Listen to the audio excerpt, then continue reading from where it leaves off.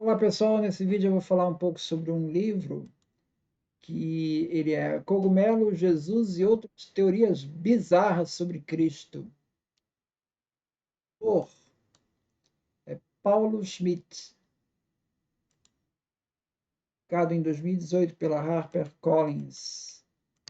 Tenho aqui ele no Kindle, né? Então, ele vai explorar vários capítulos falando de teorias bizarras de Jesus, né? O capítulo 1, então, ele vai falar sobre a questão dos textos, né? Dos evangelhos. Então, ele chama a atenção do Albert Schweitzer, né? Que ele já observava que na construção do Jesus histórico as pessoas acabavam projetando no Jesus histórico uma parte da sua própria personalidade diante das lacunas existentes, né? Com relação aos evangelhos gnósticos, né? Ele lista aí por que eles teriam ficado de fora. Aí ele faz referência a algumas histórias assim bastante curiosas, né? Do evangelho dos gnósticos, né? Entre os evangelhos de Pedro, né, em que aparece ali uma passagem em que Jesus está caminhando é, e que junto com as pessoas, com os dois soldados romanos, e a cabeça de Jesus ultrapassa o céu. Como assim ultrapassa o céu? E fazem uma pergunta para Jesus e quem responde é a cruz, que está seguindo também. Estranho.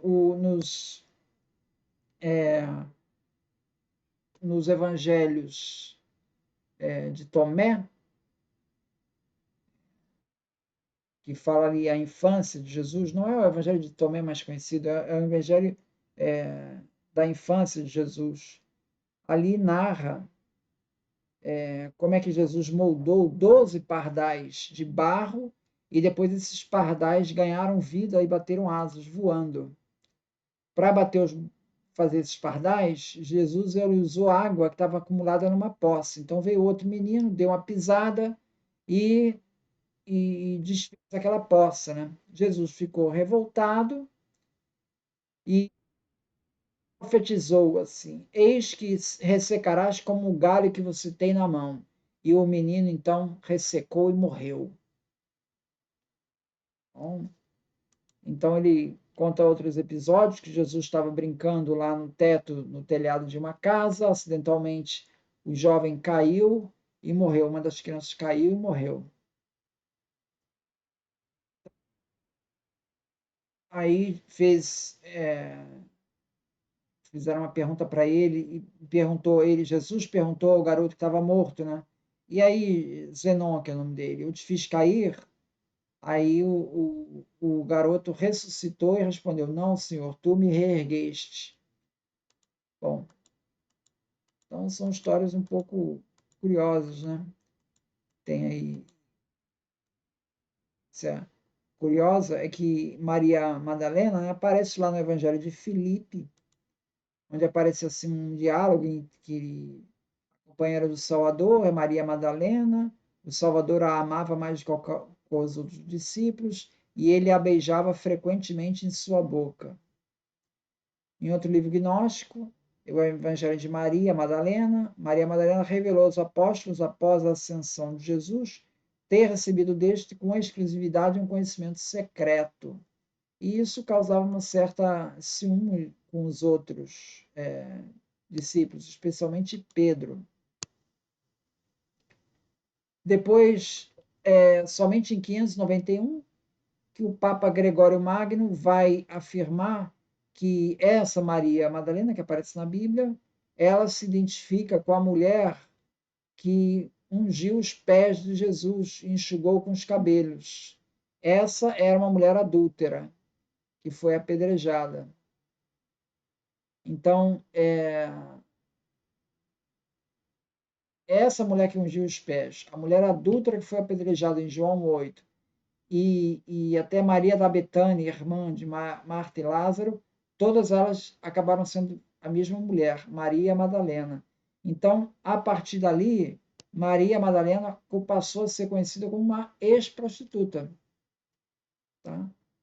Na passagem isoladamente de Maria Madalena, ela não tem essa sensação. mas ela vai ganhar essa sucessão em 591, onde vai associar com outro personagem da escritura que é ex-prostituta.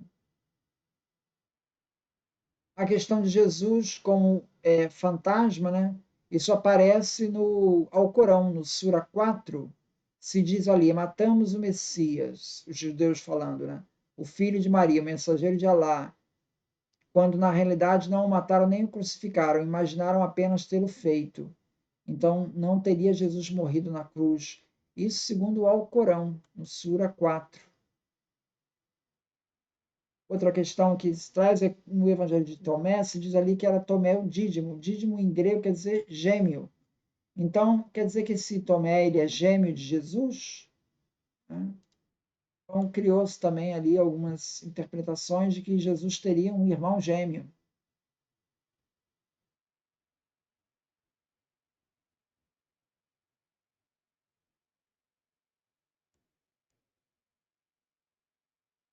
Uma tradição dos mandeanos, é uma seita posterior, né? É a única seita agnóstica que sobreviveu até os nossos tempos, assegura que o apóstolo Tomé, que era o irmão gêmeo de Jesus, foi crucificado no lugar dele. Então, que Jesus não teria morrido na cruz.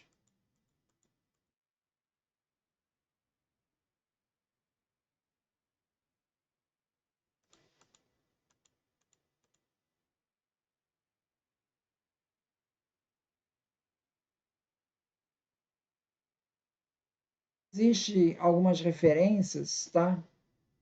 Primeiro em Isaías. Isaías 53 diz que ele não tinha qualquer beleza ou majestade que nos atraísse.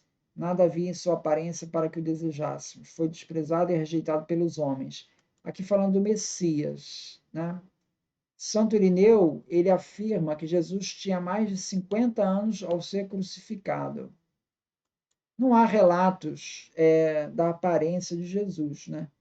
Existe uma carta em latim que um governador romano da Judéia, Públio Lentulus, teria endereçado ao Senado romano durante o reino de Tibério.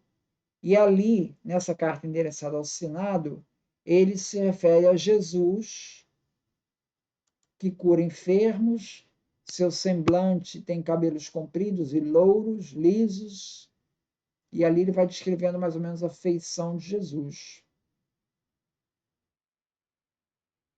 Só que o problema dessa carta é que, primeiro, que ela é uma carta tardia, né? E, segundo, a literatura patrística não cita essa carta, né?